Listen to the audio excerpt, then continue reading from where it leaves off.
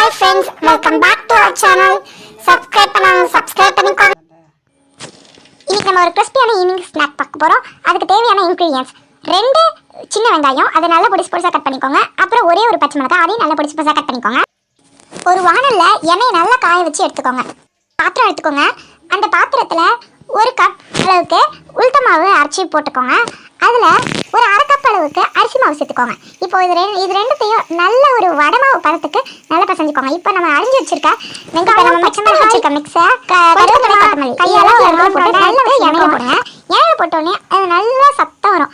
இந்த வீடியோவில் வருதுல்ல, அந்த மாதிரி நல்லா சவுண்டாக வரும். வந்தோடனே லைட்டாக கொஞ்சம் கோல்டன் ப்ரௌன் ஆகிற மாதிரி இருக்கும். அப்போ திருப்பி போட்டுருங்க. திருப்பி போட்டு நல்லா 2 சைடும் கோல்டன் ப்ரௌன் ஆகிற வரைக்கும் வெயிட் பண்ணி லோ ஃப்ளேமில் வச்சுக்கோங்க. அப்போ தான் தீயாது. வெயிட் பண்ணி நல்லா கிறிஸ்பியாக முறுமுறுன்னு பொரிச்சு எடுத்துக்கோங்க.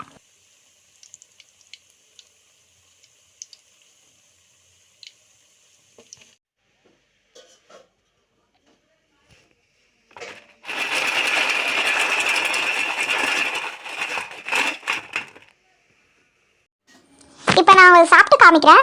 சவுண்ட் எப்படி வருதுன்னு பாருங்க.